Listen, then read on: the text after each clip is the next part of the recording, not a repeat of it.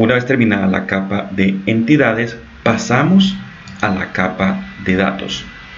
Es de recordar que si yo tengo varias tablas en mi base de datos, yo por ejemplo tengo otra tabla que se llame productos, otra tabla que se llama clientes, es necesario crear una clase, así como hicimos esta, una capa entidad amigos, creamos otra que se llama capa entidad de productos, capa entidad de clientes, etcétera, etcétera. Entonces ya terminamos la primera y nos vamos a la capa de datos. En nuestra capa de datos lo mismo, clic derecho, vamos a agregar una clase y primero que todo vamos a crear la conexión. Entonces la conexión va a pertenecer a la capa de datos y un de piso, conexión. Traten de no utilizar tildes. Esta clase exactamente lo mismo, vamos a dejarla el acceso público para que puedan acceder desde otras clases y la puedan visualizar. Lo primero que vamos a colocar acá va a ser, digamos, la conexión de la base de datos. ¿Con qué voy a hacer la conexión de la base de datos? Entonces yo tengo que utilizar una clase. Entonces yo tengo que decir, bueno, yo voy a conectarme con MySQL, voy a conectarme con Access, voy a conectarme con Oracle. Entonces en este caso, como yo me voy a conectar con SQL, yo voy a utilizar una clase que se llama SQL Connections. Aquí me aparece SQL Connection. Esta conexión va a ser privada, entonces le voy a colocar un tipo de acceso privado. Pero como esto es una clase, y recordemos que yo no puedo trabajar directamente sobre las clases, vamos a crear ¿qué? Vamos a crearla, por ejemplo, que se va a llamar cadena. Y la instanciamos. Igual, SQL Connections, abrimos, cerramos y punto y coma. ¿Listo? Con esto estamos diciendo, estamos creando un objeto que se va a llamar cadena. Ahora, ¿dónde coloco los datos de la conexión? Entonces, este es el constructor. Aquí me faltó la palabra new. Este es el constructor.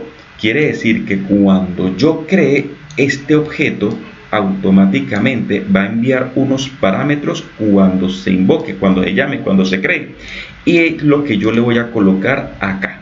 Entonces acá, entre comillas dobles, primero, ¿cómo se llama mi servidor? Pues es que mi servidor no tengo ni idea cómo se llama. Entonces venimos a la base de datos, le decimos conectar nuevamente y mi servidor se llama como lo tengo yo acá. Selecciono, control C, ya copio, y lo que voy a hacer es pegarlo. Entonces le voy a decir mi nombre de servidor, se va a llamar todo eso que ustedes ven ahí. Luego vamos a colocarle punto y coma, otro argumento. ¿Qué otro argumento necesita para abrir una conexión? Tengo mi servidor A. Recordemos que en el servidor yo puedo tener varias bases de datos.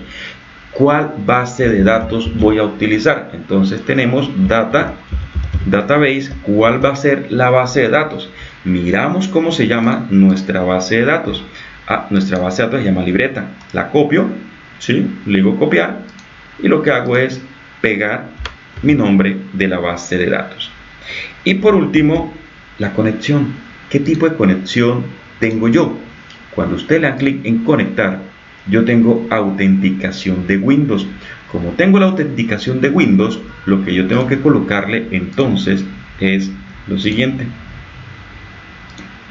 Le voy a colocar intégrate, la integridad, y le voy a colocar la seguridad.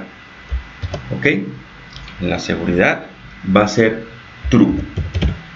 Ok, vamos a darla así, vamos a darle minúscula, true. Listo. Si yo tuviera con login y con password, yo en vez de colocar esta pequeña linecita, este pedazo de texto, yo le colocaría user de usuario, le coloco el usuario y le coloco el password o la contraseña. Si en el caso yo me estuviera conectando, por ejemplo, en el caso acá de SQL Server, ¿sí? Le colocaría el login y le colocaría el password. Pero como estoy utilizando Windows Authentication, pues lo dejo como lo coloqué allá.